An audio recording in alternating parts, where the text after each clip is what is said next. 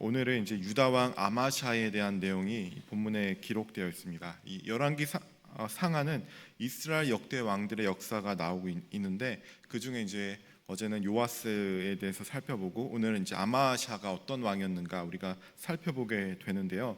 이 아마샤는 그의 아버지 요아스를 이어서 이제 왕위에 오르게 됩니다.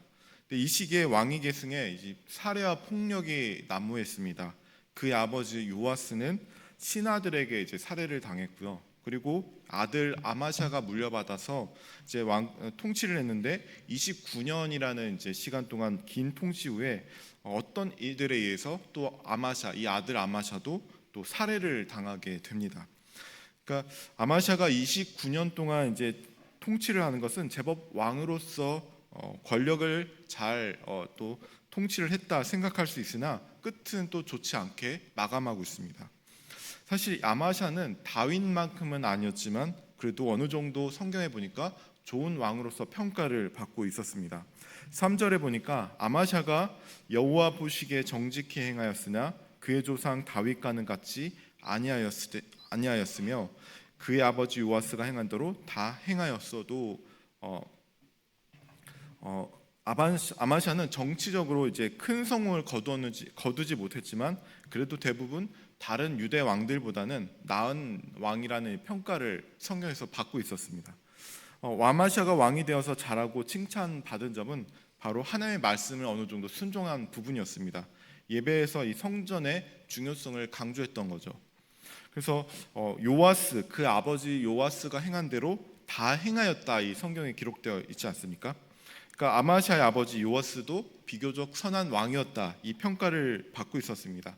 그래서 요아스 아버지가 행한 대로 그대로 물려받아서 아마샤도 그 아버지에게 배운 그대로 어느 정도 행했던 것 같습니다. 그래서 하나님 보시기에 선한 일, 예배에 대한 것을 강조했던 것 같습니다.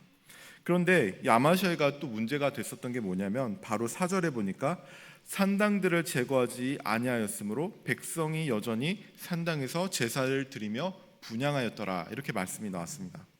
그러니까 선한 정책을 폈는가 하지만 이 산당들을 제거하지 못했다라고 합니다.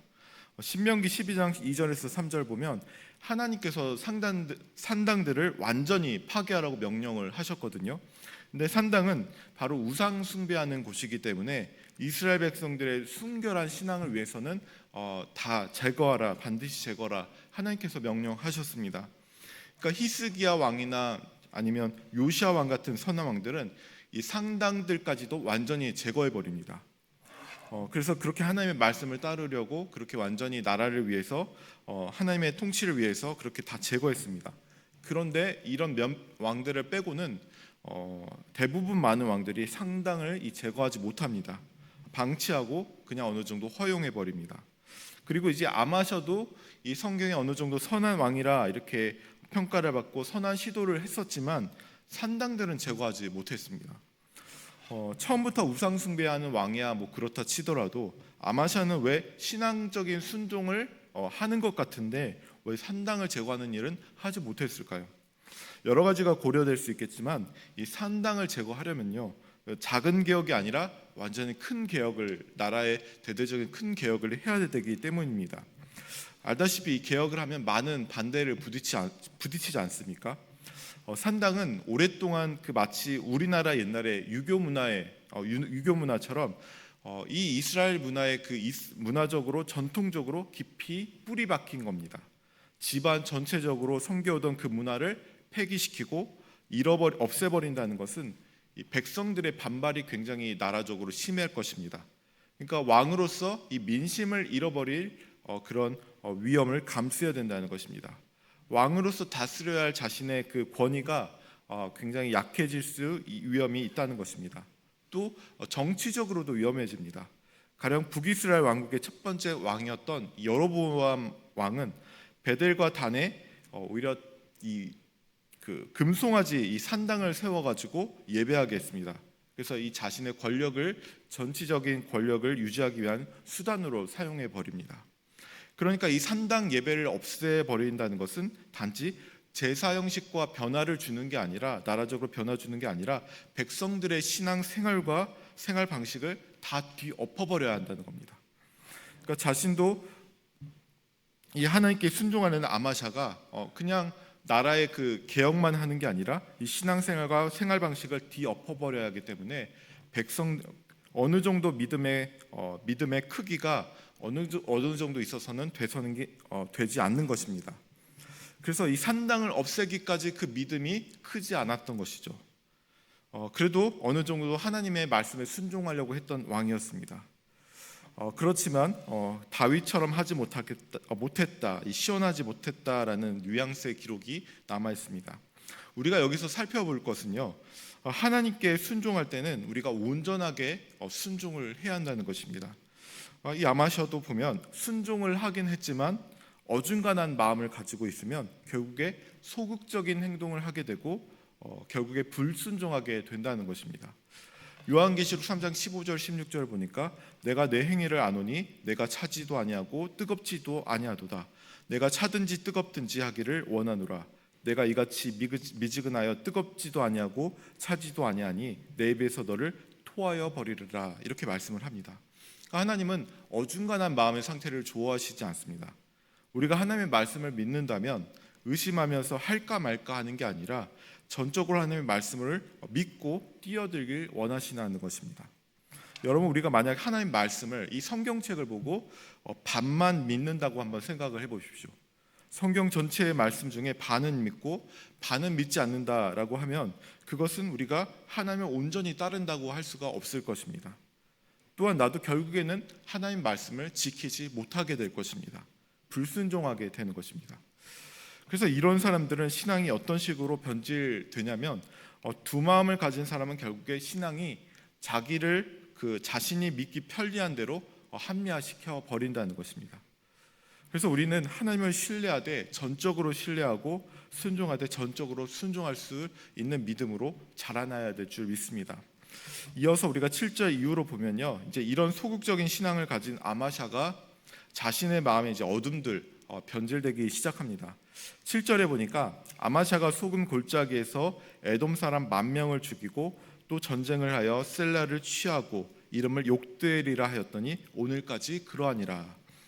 이렇게 말씀이 나오는데 아마샤는 에돔과 이제 전쟁을 치르게 되는데 큰 승리를 거두게 됩니다. 그리고 이 아마샤가 이 전쟁에 승리하고 나니까 마음에 이제 교만에 취하게 됩니다. 어느 정도 자만하기 시작하는 것입니다. 그래서 이스라엘까지 이 전쟁을 치러서 이스라엘까지 도전을 하게 되는 거죠. 근데 이스라엘에게 전쟁을 하게 된 이유에는 이런 자만심과 더불어서 한 가지 또 발발된 것이 있습니다. 에돔 전쟁을 할 때 이 아마샤가 이스라엘에서 용병들을 고용하게 됩니다. 그런데 하나님의 선지자가 그 용병들을 고용하지 말라, 돌려보내라 이렇게 말씀을 줍니다.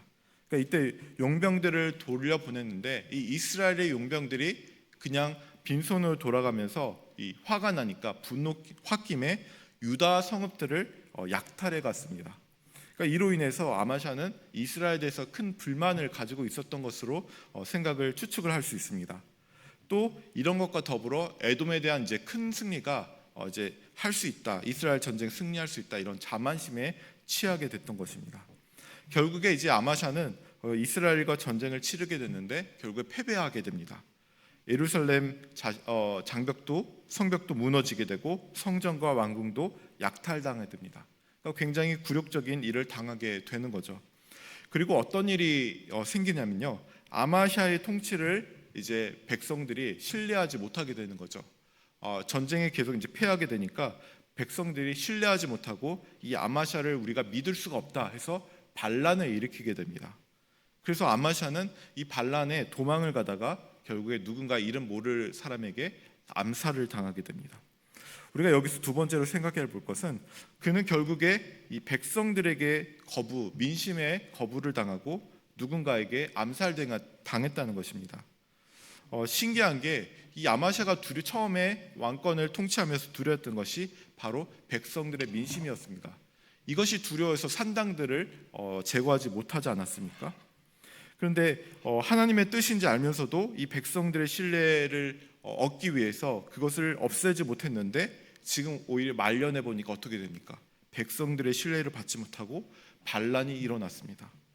오히려 자기가 두려워하던 그것들로부터 자기가 백성들의 반란을 겪게 되었다는 것입니다. 그리고 또한 이 아마샤가 이스라엘에게 패한 이유를 보면요, 성경의 역대하 25장 14절 이후에 이렇게 기록되었습니다. 아마샤가 에돔 신들을 섬긴 것에 대한 심판이다. 에돔 신들의 우상에 대한 심판이다. 이렇게 말하고 있습니다. 그러니까 아마샤는 결국에 처음에 하나님의 법을 따르는 듯 섬기는 듯 했으나 결국에 불순종과 교만 또 우상 숭배까지 하게 된다는 것입니다. 오늘 우리는 이 아마샤를 살펴보면서 우리 신앙의 현주소를 생각해 보시길 바랍니다. 하나님을 내가 섬기는 듯 하나 두려움 때문에 내 신앙을 타협하고 또 하나님께 온전한 순종을 미루고 있지 않는지 한번 생각해 보시기 바랍니다. 하나님은 우리에게 온전한 순종을 받으시길 원하십니다. 반쪽짜리 순종을 지키다가 결국 내 신앙을 현실에 타협하고 또 신앙이 변질되어 버립니다. 그래서 우리가 하나님을 신뢰한다면 하나님의 그 말씀을 온전히 신뢰하고 순종해서 하나님의 기뻐하시는 자녀들이 되기를 원하시는 것입니다. 우리가 오늘 말씀을 생각하며 기억하면서 그 하나님이 원하시는 그 신앙의 말씀이 어떤 것인가, 또 어느 정도까지 순종해야 되는가, 우리가 하나님을 믿는다면 이 말씀을 온전히 내 삶 속에 받아들이고 하나님이 나의 삶을 온전히 주님 앞에 드리고 순종하실 수 있는, 그래서 하나님을 기뻐하게 하실 수 있는 우리 모든 자녀들 되실 수 있기를 바랍니다. 우리 이 시간 함께 이 말씀을 생각하면서 기도하기 원합니다. 하나님, 내가 아직도 그 말씀에 순종하지 못하고 머뭇거리고 있다면 이 시간 하나님을 신뢰함으로, 그 나를 살아계신 그 하나님을 신뢰함으로 하나님께 나의 마음을 전적으로 다 드리고 온전하게 순종할 수 있게 하여 주옵소서.